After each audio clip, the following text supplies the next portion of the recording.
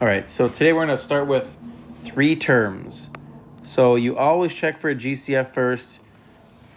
After you check for a GCF, we're going to talk about when there's 3 terms. Because 2 terms was difference of squares. 4 terms was grouping. Now what happens when there's 3 terms? So first of all, this should say not equal to. And I'm guessing it does on your... I'm hoping it says on your note sheet, but if it doesn't, it should say not equal to. This works whenever A is 1 or A is not 1.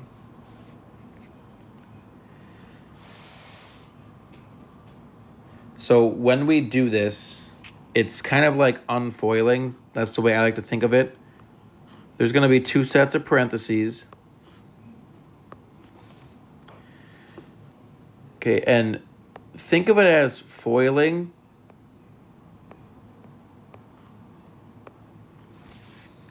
So I put FOIL above those because your first term, where the F's are, those should multiply to the AX squared. Your last term in each of these, those should multiply to give you the last term when you FOIL.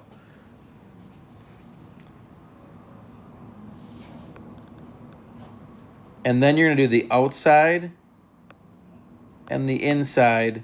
Those will add up to give you the BX term.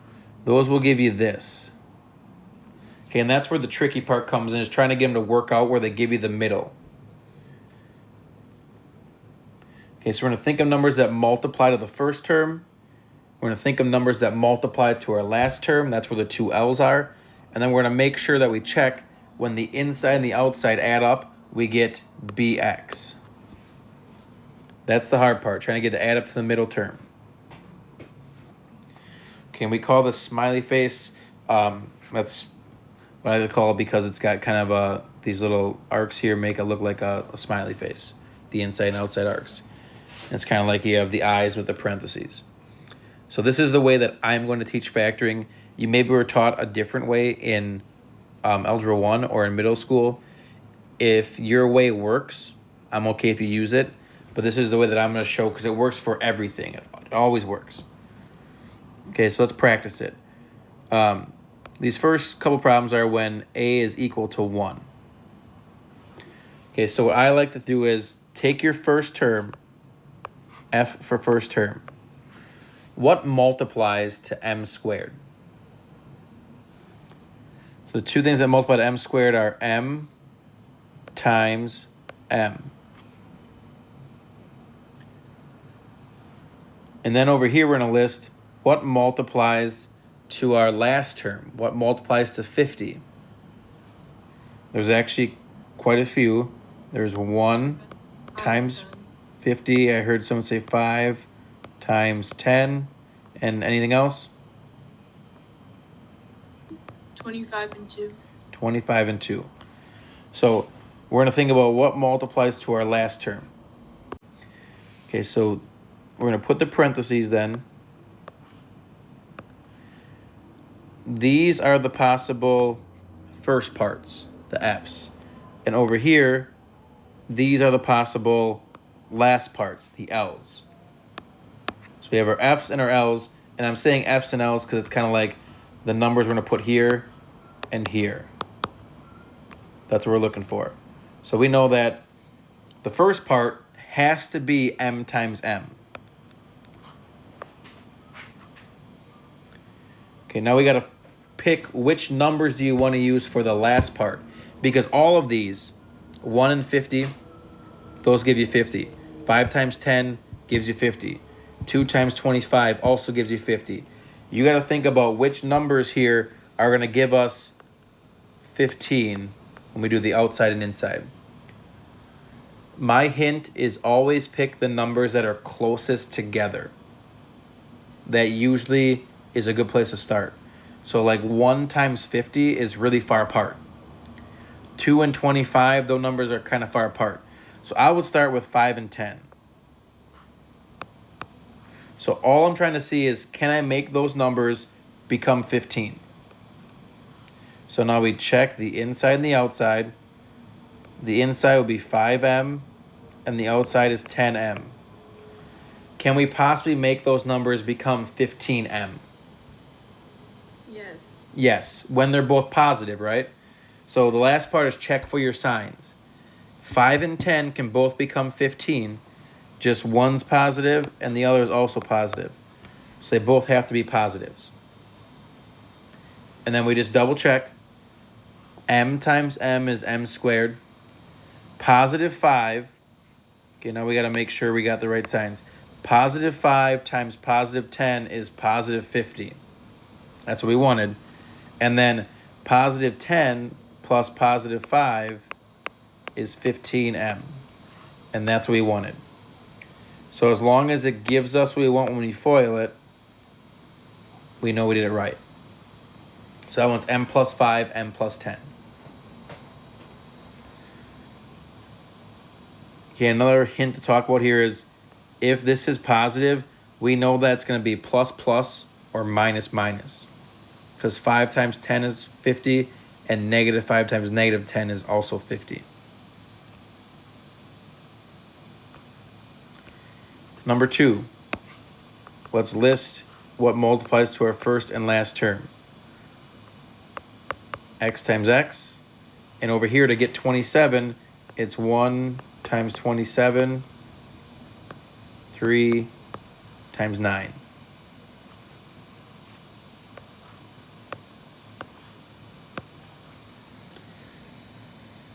Okay, so how do you get x squared? X times x. That gives us our first term. How do you get 27? Well, you got to pick one of these two. What do you want to try first? 3 times 9. 3 and 9. I would start with 3 and 9 because those are closer together. Now, to get a negative 27, what do you know about the 3 and 9? Are they both positive, both negative, one positive, one negative? One Three negative, negative. one positive. One is negative and one is positive. So basically, if we take 9x and 3x, which one of those has to be negative to give us negative 6? 3. 3 is positive or negative? 3 is positive, 9 is negative. So we have positive 3 and a negative 9. That will give us negative 6x. That's what we wanted, was negative 6. So this is our answer.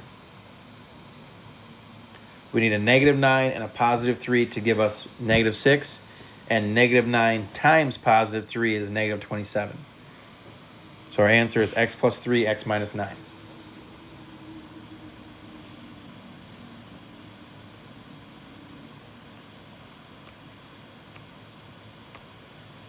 Okay, those are the ones that kind of work out nice because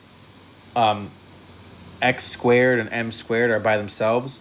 It gets trickier down here because now we have problems where the y squared has a number with it. And that's where things get kind of tricky.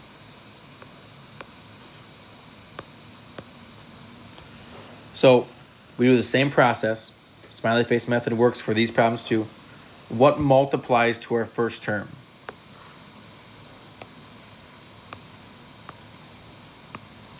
What multiplies to 2y squared? We're thinking 2 times 1 is 2, so it would be 2y times y. And that's the only thing. 2y times y is the only thing that gives you 2y squared.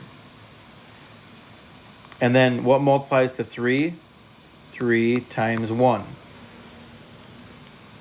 And that's it. There's nothing else that'll multiply to 3 unless you do decimals like 1.5 times 2, but we don't mess with decimals. At least not when we're factoring. So the first term, the first part of each parenthesis is going to be 2y and y.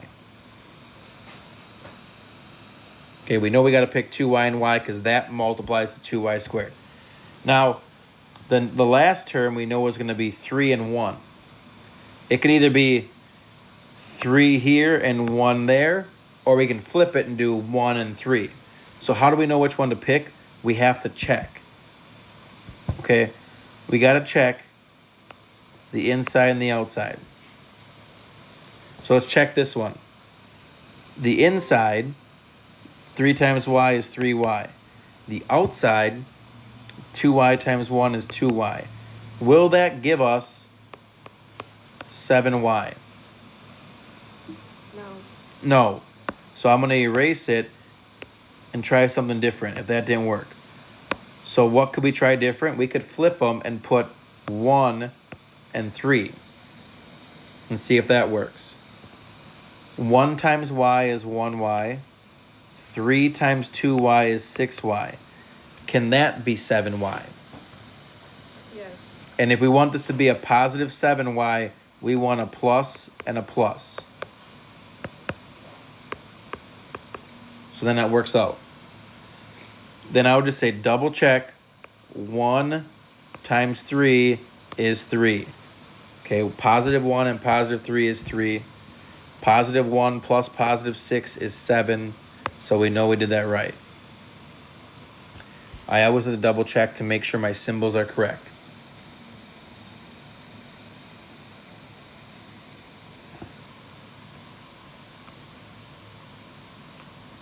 Okay, and then number 4. Same thing. There's no GCF. I know I've been kind of neglecting saying that, but you got to check GCF first. There's no GCF. So we got to try. There's 3 terms. Try smiley face. So what multiplies to our first term? We could do 4x times 1x or 2x times 2x. Now there's a couple options there. 4x, 1x, 2x times 2x. What multiplies to 3? 3 times 1.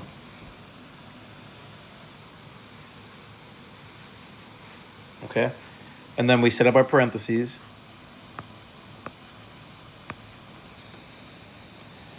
Okay, again, my hint is always start with the numbers closest together. So 2 and 2 are closer than 4 and 1.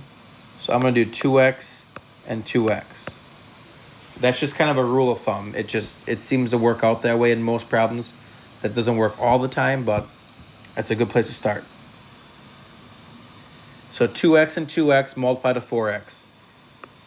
What multiplies to 3? 3 times 1. So it's 3 and 1. Now we just got to double check the inside and the outside.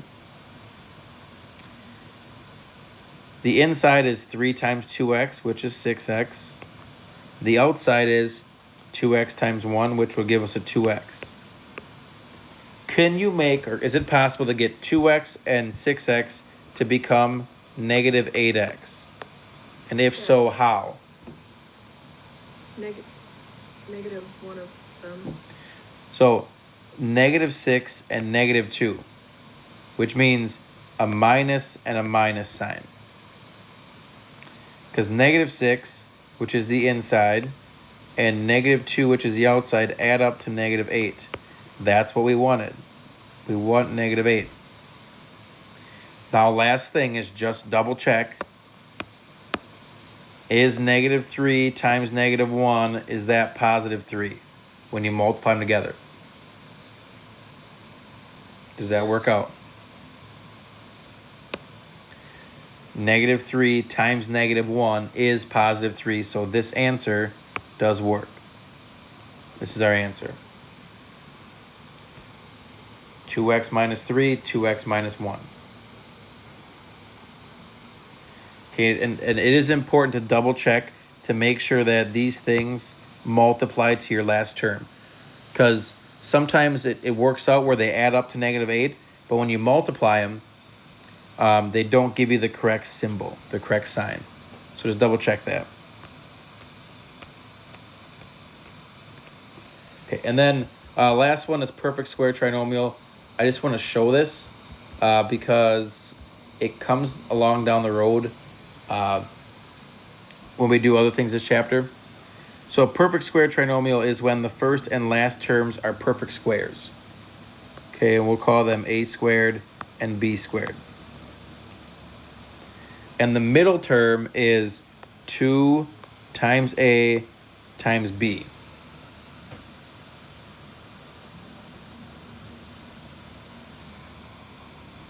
So like down here, if you look at number 1,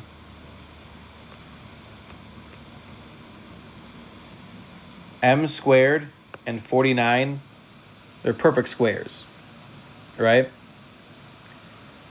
So if you want to look at it this way, if they're perfect square trinomials, the square root of m squared is m, and the square root of 49 is 7. This middle term is 2 times 7 times m. So again, it's 2 times 7 times m. So when you factor this out, what's going to happen is the first term is m squared, so it's m times m. The last term is a perfect square, so it's 7 and 7. And then since it's a positive 14 and a positive 49, we do plus and plus. These perfect square trinomials kind of work out nice like that, where they end up being the same thing. Because if you look, 7m and 7m give you 14m. So the special part about these is we can actually write them, instead of saying m plus 7 times m plus 7, we can write it as m plus 7 squared.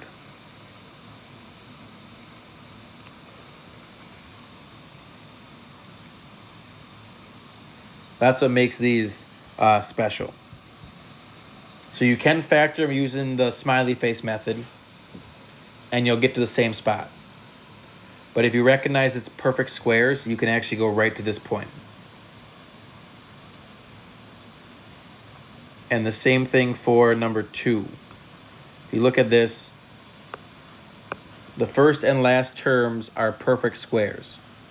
25 is a perfect square, so is y squared.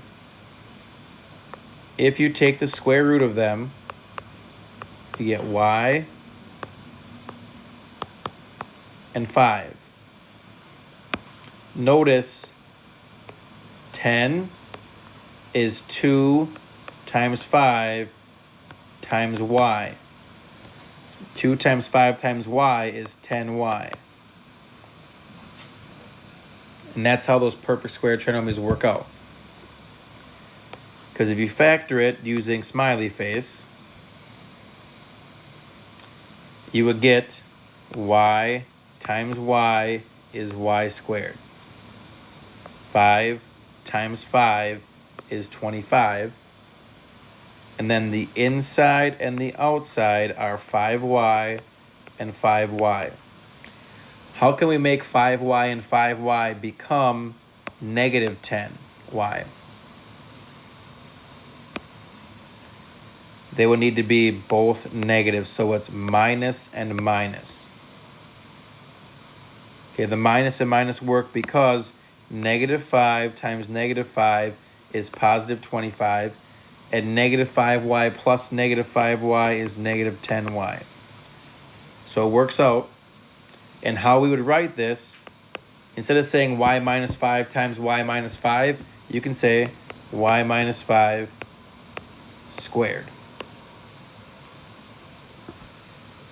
So that's what the perfect square trinomials will look different.